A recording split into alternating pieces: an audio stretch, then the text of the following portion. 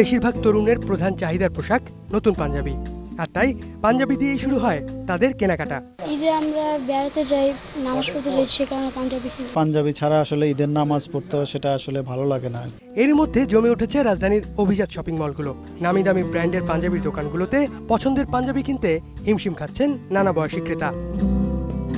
এবারও নানা ধরনের নতুন পাঞ্জাবি এনেছে ফ্যাশন হাউসগুলো। তবে গরম ও বৃষ্টির কথা মাথায় রেখে রঙিন ও সুতির পাঞ্জাবির দিকেই ঝোঁক বেশিরভাগ ক্রেতার।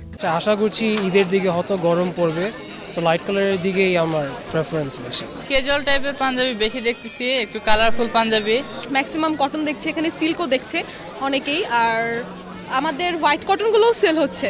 গরমেরই বেশি, যেহেতু কালারগুলোই বেশি নিচ্ছে, আর হোয়াইটের আদি কটনগুলো একটু যেগুলো আসছে ওগুলোর বেশি একটু সেল। রাজধানীর অভিজাত শপিং মলে পাঞ্জাবির কেনাকাটা জমে উঠলেও সাধারণ ব্র্যান্ডের দোকানগুলো এখনো তেমন জমে ওঠেনি। বিক্রির অবস্থা খুবই খারাপ।